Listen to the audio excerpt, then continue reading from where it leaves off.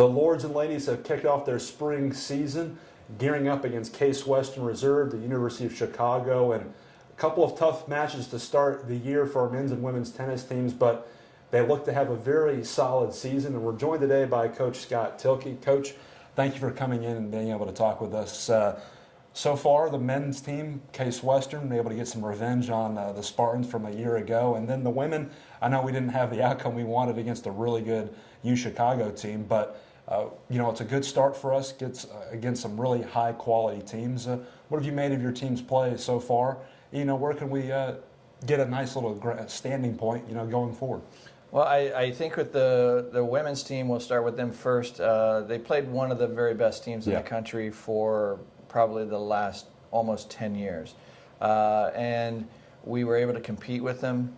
We had some good showings from a couple of our freshmen who took their opponents to third sets. And so I think that's a real positive outcome for us.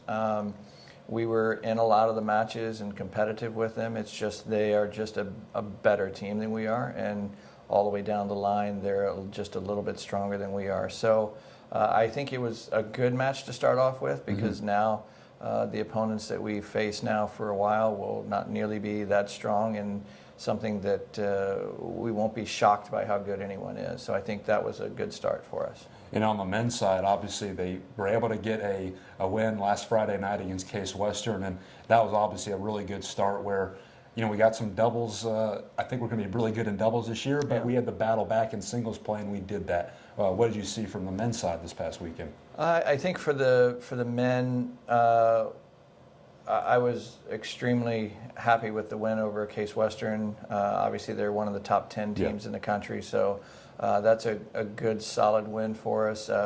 They're a team that's easy to get up for. They're a pretty loud team, and they make it fun. It's a great environment. We had lots of people there from both Case Western and Kenyon, so it was a pretty loud crowd, and so it was a great environment, and the guys played really, really well. I think they've been looking forward to that match for a while.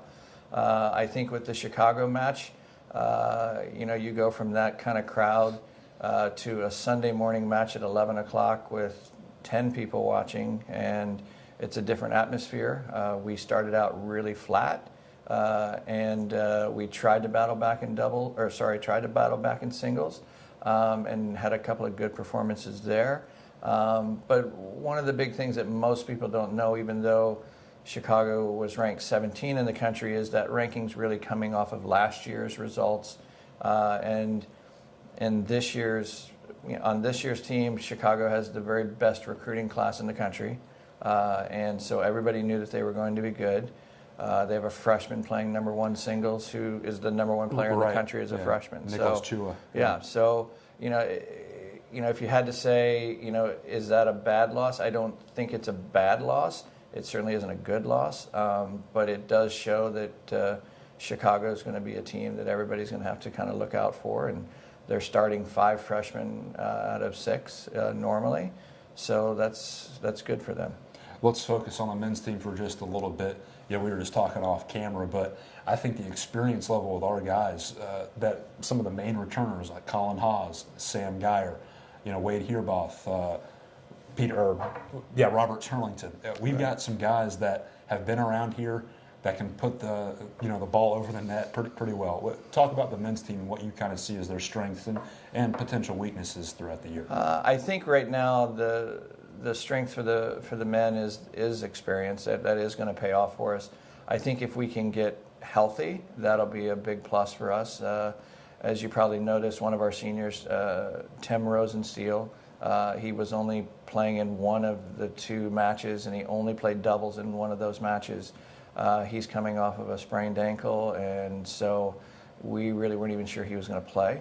So that has hurt us a little bit. And then Wade Herboth has been battling an injury for a while, and so he'll be coming back from that and will be much stronger. So those 2 things will help us a lot. The experience will help us a lot. So I think that's going to be the strength for us. Okay. Let's look to the women's side. You mentioned just a moment ago their youthfulness. Right. Some freshmen out on the court.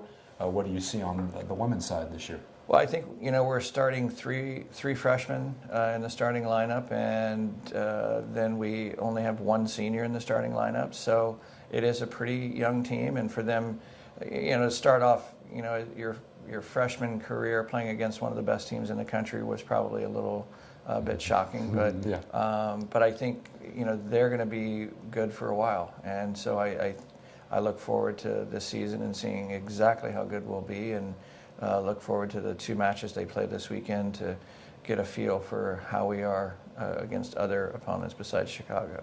All right, let's look a little bit at the North Coast Athletic Conference. You've been around here some time now, maybe one of the longer tenured coaches here at Kenyon. Right. What can we expect? For the teams that come in here, we'll host the NCAA Tournament, in a couple months. What do you expect out of the conference this year, and where can we see ourselves maybe fitting in? A lot doesn't change in the conference. Since I've been here, either Denison or Kenyon has won the men's title for a number of years. Yeah. DePaul has kind of given a good run here since they came into the conference, and so that now puts us having three, top 25 teams in the country in the conference. So that makes the conference tournament pretty competitive. I think on the women's side, it's been sort of the same story. Either Kenyon, Denison, or DePaul has won the conference for as long as I can remember. And so that doesn't really get turned over a whole lot. The big thing for the conference is the emergence of Oberlin in both men's and women's tennis. They have come up and are very strong in both men's and women's tennis now. So Oberlin sort of throws a new wrinkle into things, and that's going to be something that we'll have to see exactly how strong they are. Wabash in men's tennis right now is picking up things as well. So it makes the conference a little bit more balanced and not quite as much of a separation between the top schools and the schools that are middle in the conference now. Coach, my final question for you. Everyone wants to get to that NCAA tournament and advance, into mid-May. Mm-hmm. Do we have the teams to do that this year, or what can we work on to get to that point? I think we have the ability to make the NCAA tournament in both programs. I think it will be a little more difficult in the women's program because we're going to have to get through both Denison and DePaul, who are both ranked ahead of us.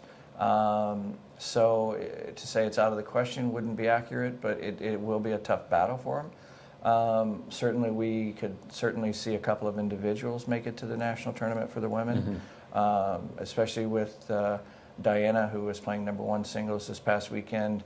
She took one of the top 10 kids in the country to 3 sets and was within 1 point of winning the match. So I think she's going to have a legitimate shot. It's kind of tough to make it as a freshman, but it's something she may be able to do. And then in doubles as well, they may have a good shot there. I think with the men, it's again, you talk about the age and experience of the team. That will make it a little easier for the men.